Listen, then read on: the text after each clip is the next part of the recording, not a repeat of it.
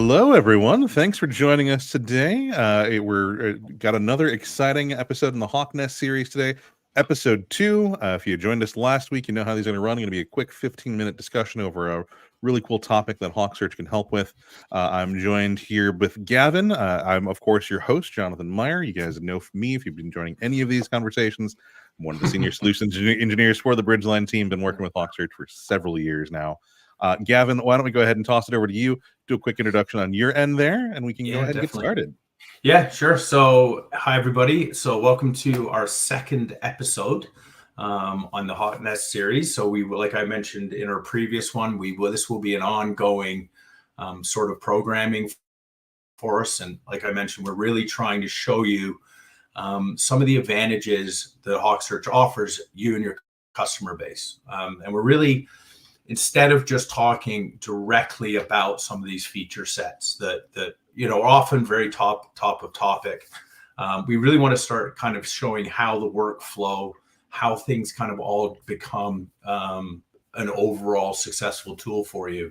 And so we're gonna touch on a couple points. We're gonna recap a little bit from our previous discussion and show how that kind of actually naturally flows into this topic of conversation today, which is recommendations batting 1,000%. 1,000%. We're 1,000%. Big numbers. Very confident in this one.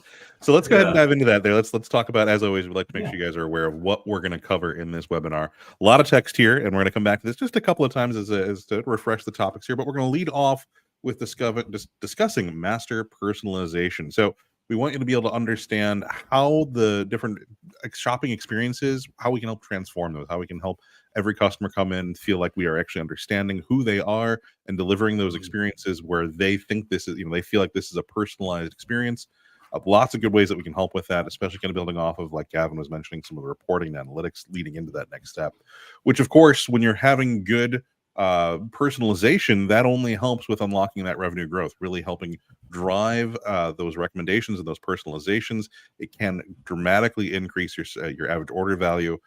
Gavin will be talking about that, kind of discussing how we've seen this help out other clients, the kind of delivery that we've had on that average order value, the increase that we've seen in there. Really, that significant is, I think, the kind of watchword there, because this is not just a drop in the bucket. This is large numbers. And last, we're going to wrap up there with the cutting edge strategy. So definitely there's lots of functionality that we can talk about when it comes to kind of recommendations, but we want you to understand kind of the best strategies that we have available, and also get kind of a lay of the land on what strategies are available from a recommendations perspective. So lots of stuff that we can cover.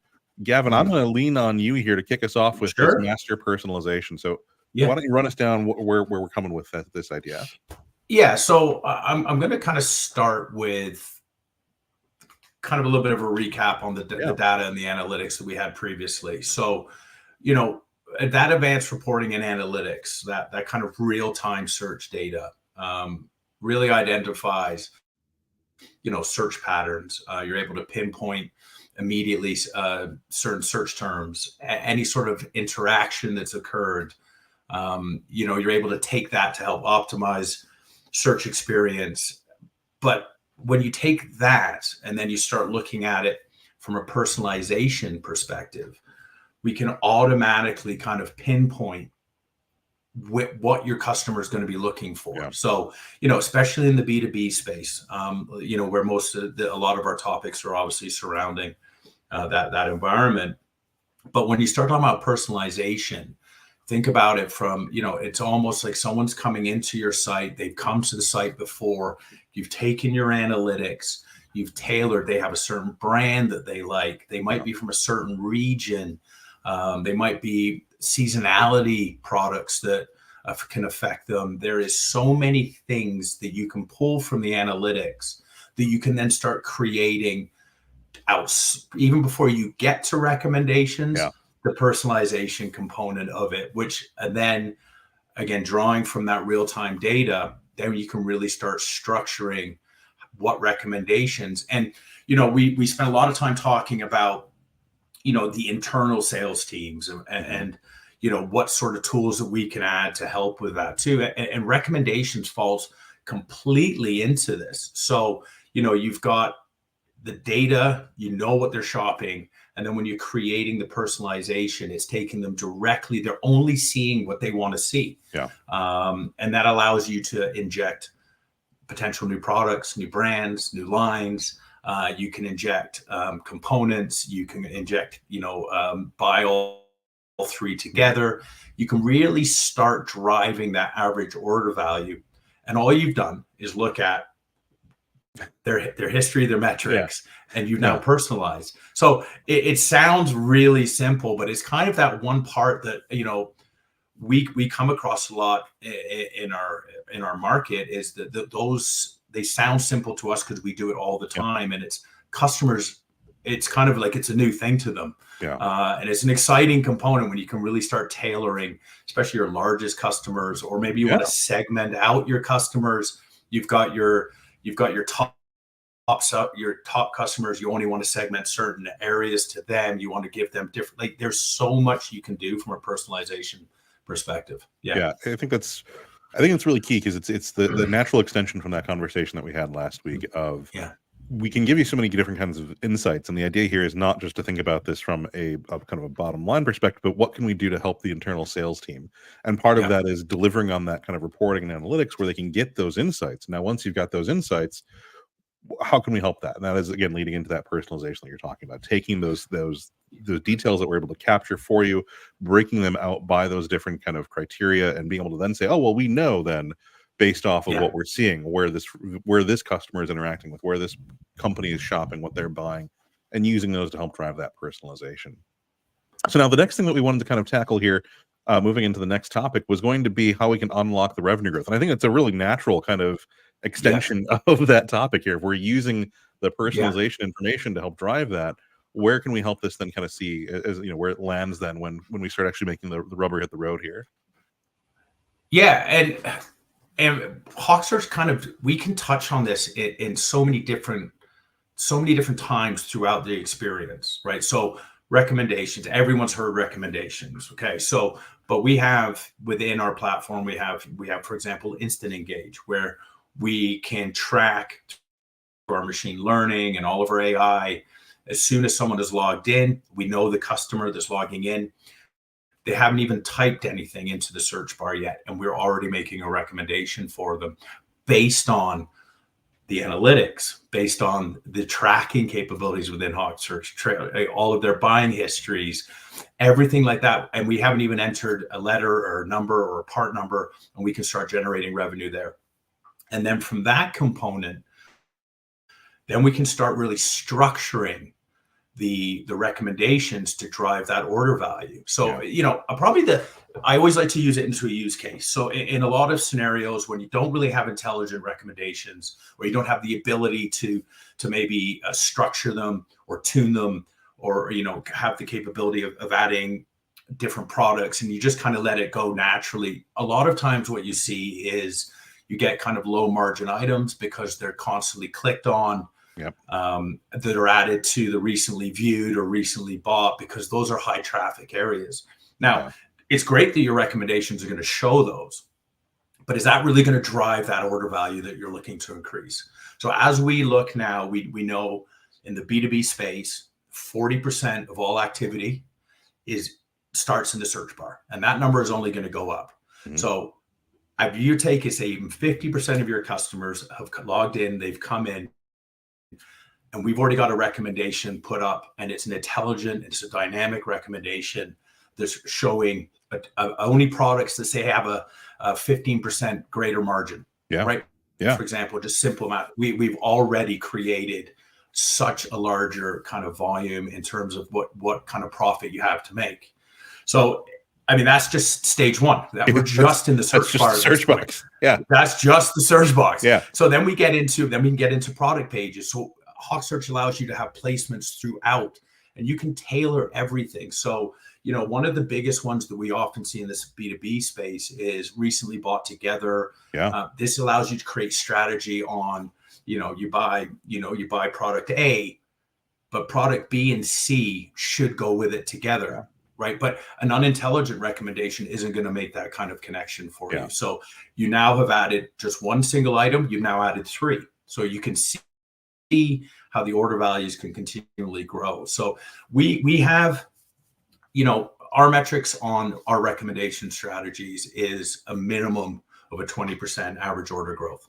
That's kind of what we look at. And that is an absolute, that's kind of the bare minimum. And that hasn't even dipped. And we have not even really spent, you can do so much with the platform and our recommendations. And I think this will probably take us into the next component, which is going to be the widgets.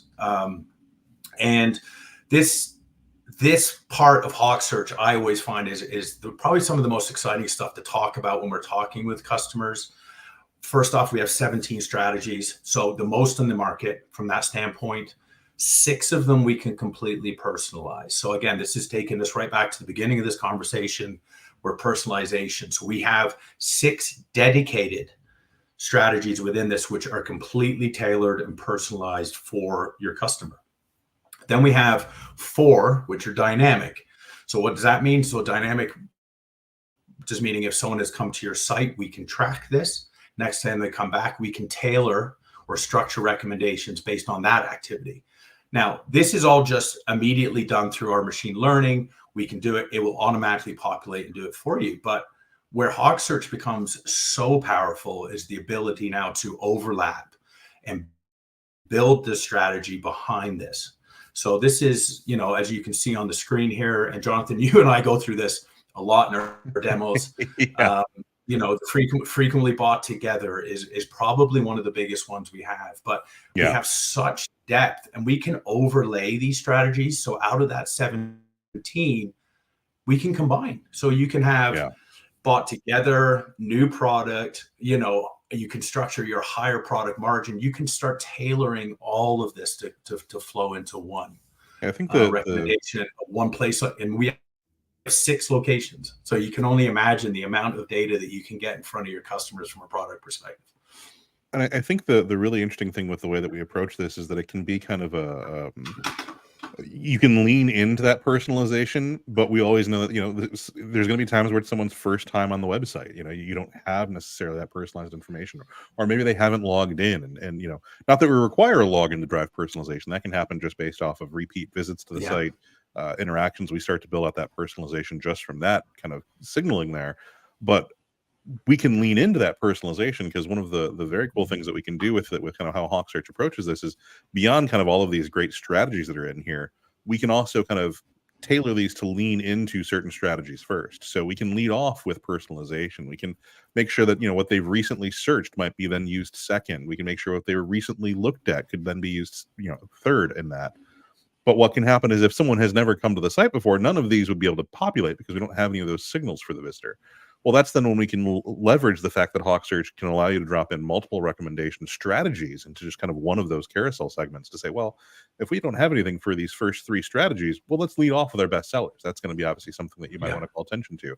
Or let's do some featured items, things where you are stepping in and saying, we want to make sure we're highlighting these particular products because they're important to us, or leaning into more of those kind of wisdom of the crowd popular strategies. Because, again, that's one of the benefits of not only having multiple different strategies here, where we meet different kind of criteria of the personalization, but also leveraging wisdom of the crowd, and now also doing things where we're taking kind of the more classic wisdom of the crowd strategies of something like an also add to cart, and then running that through personalization to get an add to cart for me. So this is all just kind of a natural extension to kind of bring it all the way back to the top of the call, where we were talking about HawkSearch is tracking all of these different signals to build out those kind of those reporting and those analytics. You can see what's happening.